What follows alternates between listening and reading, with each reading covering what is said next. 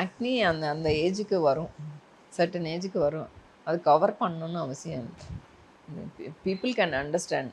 R டீனேஜர்ஸ்க்கெல்லாம் ஆக்னி நிறைய வரும். But after teenage சில பேருக்கு வரும். அது மேபி த கண்டினியூஷன் ஆஃப் ஸ்கின்ல பிரச்சனை இருக்கிறதால வரும்.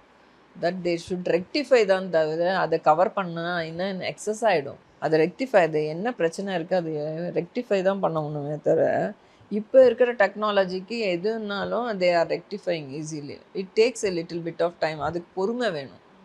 இதுக்குள்ளே அது மேலே 10 போட்டால் அது ஒரு ஆக்னி 10 ஆக்னி 10 ஆக்னி 20 ஆக்னி ஆகி ஃபேஸ் ஃபுல்லாக ஸ்கின் ஃபுல்லாக வருது. So they don't need that. Makeup பண்ணுறத அந்த டைமில் சுத்தமாக யூஸ் பண்ணக்கூடாது. ஆக்னி இருக்கிறப்ப மேக்கப்பே யூஸ் பண்ணக்கூடாது. இன்ஃபேக்ட் நம்ம ஆக்ட்ரஸ் சாய் பல்லவி வந்து அவங்க மேக்கப் யூஸ் பண்ணாததுக்கு காரணமே ஆக்னி தான். அதுக்கு அவங்க ரெக்டிஃபை அனுப்புகிறோம்.